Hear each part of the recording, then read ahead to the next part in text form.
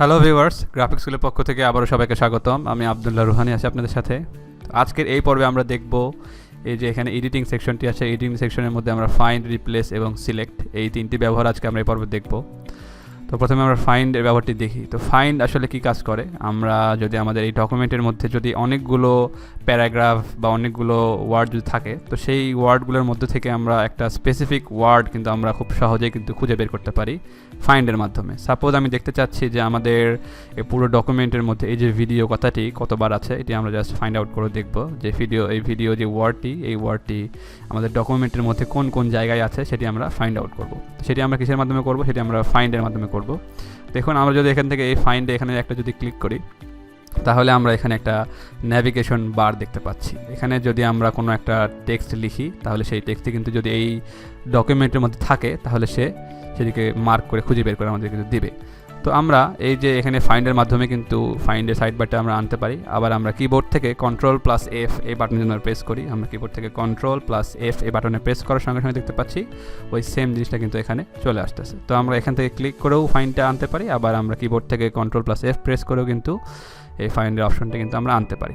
তো এখানে আমরা এখন কি ফাইন্ড করব, আমাদের এখানে জাস্ট লিখে দিতে হবে। সাপোজ আমি এখানে লিখে দিচ্ছি VIDEO ভিডিও। দেখুন, ভিডিও লেখার সঙ্গে সঙ্গে দেখতে পাচ্ছি যে আমাদের এই ডকুমেন্টের মধ্যে যেই জায়গায় আমাদের ভিডিও টেক্সটটি, অর্থাৎ ভিডিও যে ওয়ার্ডটি, সেই ওয়ার্ডটি যেখানে যে জায়গায় আছে সেটি কিন্তু সে হাইলাইট করে দিয়েছে এই ন্যাভিগেশন বার আমাদের লেখার কারণে।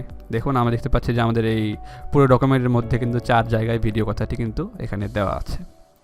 তো এভাবে আমরা খুব সহজেই কিন্তু আমাদের ওয়ার্ডকে আমরা ফাইন্ড আউট করতে পারি।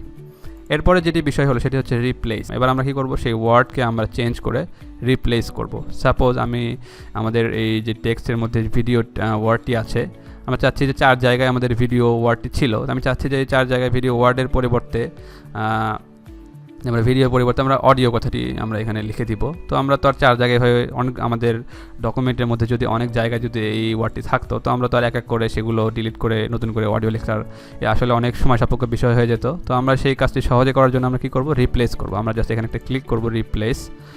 আমরা রিপ্লেস এখানে একটা ক্লিক করতে পারি, অথবা আমরা যদি দেখি Ctrl+H, আমরা যদি কিবোর্ড থেকে Ctrl+H বাটনে প্রেস করি, তাহলে কিন্তু রিপ্লেস এই যে বারটি ডায়লগ বক্স সেটি কিন্তু চলে আসবে।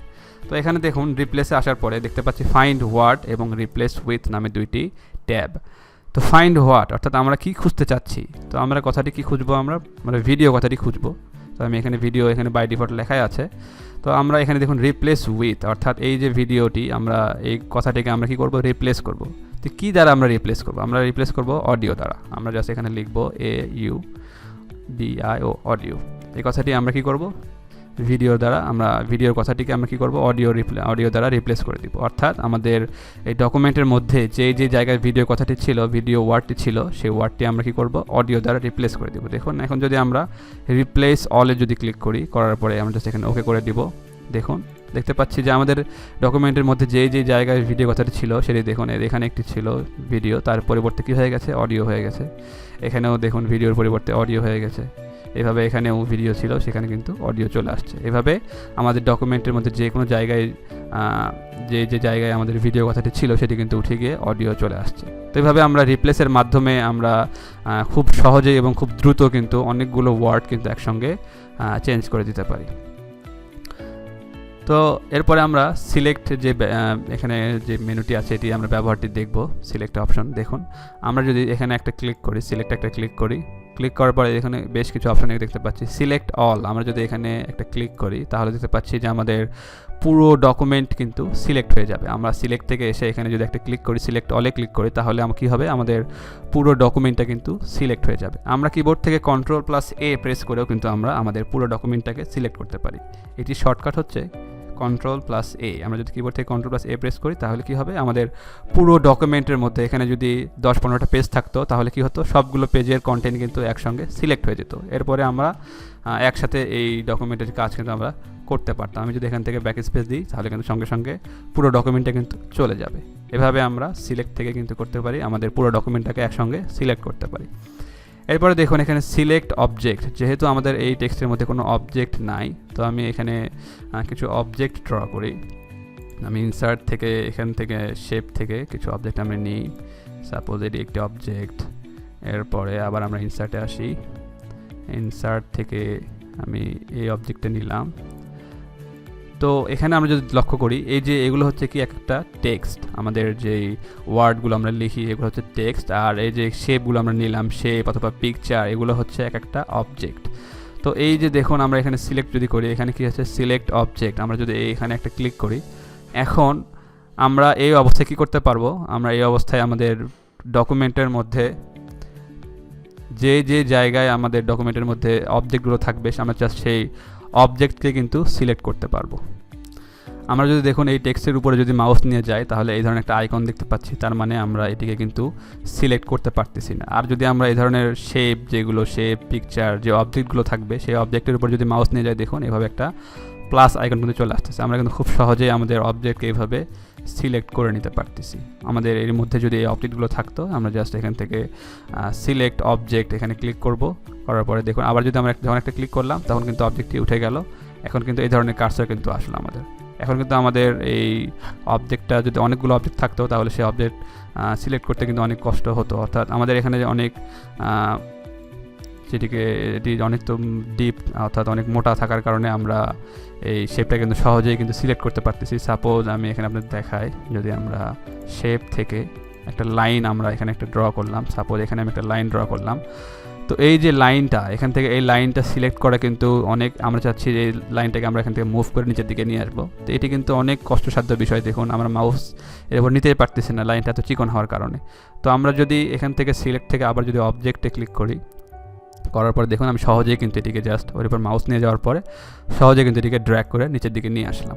এভাবে আমরা অবজেক্টটি ব্যবহার করব। এরপরে দেখুন সিলেকশন প্যান, আমরা যদি এখানে ক্লিক করি, করার পরে দেখতে পাচ্ছি যে আমাদের টেক্সটের মধ্যে যে অবজেক্টগুলো থাকবে সেই অবজেক্টের একটা সাইড বার কিন্তু এখানে দেওয়া থাকবে। এখানে আমরা শো অল করতে পারি, আবার হাইড অল করতে পারি। তো হাইড অল করার সঙ্গে সঙ্গে সবগুলো অবজেক্ট চলে যাবে, আবার যদি আমরা শো অল করি সবগুলো অবজেক্ট কিন্তু চলে আসবে। তো এখান থেকে আমরা কি করতে পারি, আমাদের অবজেক্টগুলোকে সিলেক্ট করতে পারি। দেখুন স্ট্রেইট কানেক্টর 3, আমরা যদি এখানে একটা ক্লিক করি, অর্থাৎ এই যে এই শেপটি, এই শেপের নামটি কি আছে এখানে স্ট্রেইট কানেক্টর 3, আমরা যদি এখানে একটা ক্লিক করি দেখতে পাচ্ছি সঙ্গে সঙ্গে আমাদের অবজেক্টটা কিন্তু সিলেক্ট হচ্ছে। এরপরে দেখুন এই যে অবজেক্টটি, এই অবজেক্টে এখানে একটা নাম দেওয়া আছে, এই নাম আমরা যখন এরপরে একটা ক্লিক করলাম তখন কিন্তু এই অবজেক্টটি কিন্তু খুব সহজেই সিলেক্ট হয়ে গেল। এভাবে কিন্তু আমরা খুব সহজেই আমাদের অবজেক্টগুলোকে সিলেক্ট করতে পারি। এই অবস্থায় যদি দেখুন আমরা এই যে আইকনটি আছে এর উপরে একটা ক্লিক করি, সেটি কিন্তু হাইড হয়ে যাচ্ছে, আবার যদি একটা ক্লিক করি আবার কিন্তু সেটি চলে আসতেছে। দেখুন এখান থেকে আমরা হাইড করতে পারি, আবার একটা ক্লিক করলে কিন্তু সেটি ব্যাক করতেছে। এভাবে আমরা সিলেক্টের মাধ্যমে অবজেক্ট সিলেক্ট করতে পারি। আমি একে কেটে দিচ্ছি, দেওয়ার পর আমরা যদি আবার ডাবল ক্লিক করি দেখুন আবার আমাদের কার্সরটি কিন্তু চলে আসলো। এখন দেখুন আর এখানে আরেকটি বিষয় আছে, সেটি হচ্ছে আমাদের select text with similar formatting. এটি অনেক ইউজফুল একটি সিলেকশন। দেখুন আমি এই যে টেক্সটটি আছে এই টেক্সটের উপরে কিছু কালার আমরা অ্যাপ্লাই দিচ্ছি, কিছু ফরম্যাটিং আমরা করতেছি, সাপোজ এই ধরনের। তো আমরা প্রত্যেকটি টেক্সটে কী করতেছি, একই ধরনের স্টাইল দিচ্ছি। আমি জাস্ট এখানে কালার পরিবর্তন করতেছি, আপনারা আরও কিছু স্টাইল এখানে দিতে পারেন। তো জাস্ট আমি কালারগুলো দিয়ে নিলাম। দেখুন দেওয়ার পরে এখন আমরা কী করতে পারি, এই যে কালারগুলো আমরা দিয়ে নিলাম, আমরা চাচ্ছি যে এই যে কালার আমরা যেই টেক্সটের উপরে আমরা এই কালারগুলো শুধু অ্যাপ্লাই করেছিলাম, আমরা চাচ্ছি যে সেই টেক্সটগুলো শুধু সিলেক্ট হবে।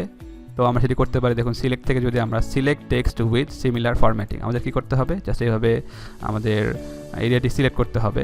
যে করার পরে আমরা যদি এখান থেকে সিলেক্ট থেকে যদি select text with similar formatting এখানে একটা ক্লিক করি, দেখুন দেখতে পাচ্ছি যে আমাদের ওই যে ফরম্যাটটি আমরা দিয়েছিলাম ওই টেক্সটের উপর, তো ওই ফরম্যাটটি আমরা যে আরও যেই টেক্সটের উপর দিয়েছিলাম সেই টেক্সটগুলো কিন্তু সে খুব সহজেই কিন্তু সিলেক্ট করে নিল। এভাবে আমরা সিলেক্ট টেক্সট উইথ সিমিলার ফরম্যাটিংয়ের মাধ্যমে কিন্তু খুব সহজেই আমাদের ফরম্যাটকৃত টেক্সটগুলোকে কিন্তু সিলেক্ট করতে পারি। এভাবে এই ধরনের সিলেকশনের মাধ্যমে আমাদের কাজকে কিন্তু আমরা আরও সহজ করে নিতে পারি। আমরা সিলেক্ট অল করলে আমাদের পুরো টেক্সট কিন্তু সিলেক্ট হয়ে যাচ্ছে, আবার যদি আমরা একটা ক্লিক করি আবার কিন্তু কার্সরটি ব্যাক করতেছে। তো আশা করি বিষয়টি সবাই বুঝতে পেরেছেন যে কীভাবে আমরা ফাইন্ড, রিপ্লেস এবং সিলেক্টটি ব্যবহার করলাম। তো আজকের পর্বে এতটুকুই, পরবর্তী পর্বে আবারও দেখা হবে। ততক্ষণ সবাই ভালো থাকবেন, ধন্যবাদ।